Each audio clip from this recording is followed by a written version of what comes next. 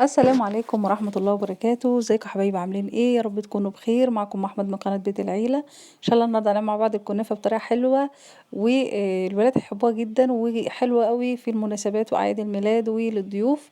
هنعملها بالنوتيلا والمكسرات. طبعا احنا عملنا النوتيلا قبل كده مع بعض. النهارده ان شاء الله باذن الله هنعمل الكنافة بالنوتيلا او بالشوكولاتة، ده اللي بيحب الشوكولاتة. يلا بينا مع بعض على الطريقة. طريقة سهلة جدا مفيهاش اي حاجة. هنجيب الكنافة تكون متفرزة مثلا في الفريزر وطلعتها فركتها وهي لسه متجمدة بالشكل ده. وهكون مجهزة سكر بودرة وفانيليا والسمنة طبعا البلدي بتاعتنا متسيحة. خلاص، سمنة أو زبدة. هي الكنافة عامة بتحب السمنة البلدي بصراحة، أحلى كنافة تاكليها بالسمنة البلدي. حطيت حوالي معلقتين سكر بودرة وهنزل بالسمنة البلدي. خلاص، وشوية الفانيليا وهبتدي بقى أفركها كلها كده في بعضها. خلاص. وطبعا دهنة الصينية بتاعتي، صينية اللي هي التارت اللي هي الرفيعة ديت هوريها لكم. خلاص، عشان خاطر تبقى طبقة رفيعة جدا. وخلاص كده بقت عاملة زي الرملة المبلولة كده، بقت مرطبة جدا. هنزل بقى في الصينية بيها، هفرشها في الصينية كلها. اهي الصينية دي، ده شكل الصينية اللي احنا هنستخدمها. هفردها كويس في الصينية. هعمل طبقة خفيفة جدا مش طبقة تخينة، لان بعد كده هحشيها شوكولاتة.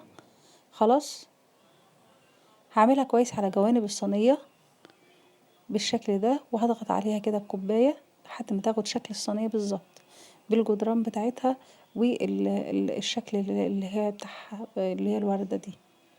خلاص كده اتكيت عليها كويس جدا وحسيت ان هي خلاص تمام. هدخلها الفرن بقى، احط عليها شوية سمنة بلدي كده على الوش. وهدخلها الفرن على ايه، درجة حرارة متوسطة. تمام، تبقى معانا باللون الجميل ده. خلاص، اهي زي ما انتوا شايفين ما شاء الله عليها. واكون بقى مجهزه النوتيلا. اول حاجه شويه شربات صغيرين، هبتدي انزل عليها كده ايه، يعني حاجه خفيفه مش شربات ايه، مش هشربها كتير. تمام، لان النوتيلا برضو مسكره وهي هتحليها كتير، بس انا يعني ايه حاجه تطريها. السيرم طبعا احنا عملناه قبل كده كتير مع بعض. الشربات دي بتبقى سخنه، الشربات بيبقى بارد او العكس.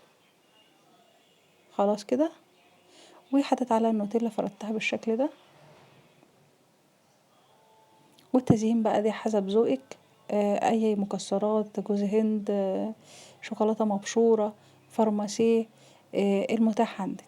انا ايه حتى عملتها بالبندق، بما ان مع النوتيلا تبقى ايه ممتزجة معاها، يعني تبقى حلو. وشوية فستق بشرتهم كده عليهم وخلاص كده. وده شكلها معانا شكلها لطيف جدا. طعمها بقى تحفة، بيدوب في البق كده. يا رب تكون الحلقة عجبتكم. ما تنسوناش سبسكرايب لقناتنا ولايك وشير وفعلوا زر الجرس عشان يوصلكوا كل جديد، وانتظرونا في حلقة جديدة. والسلام عليكم ورحمة الله وبركاته.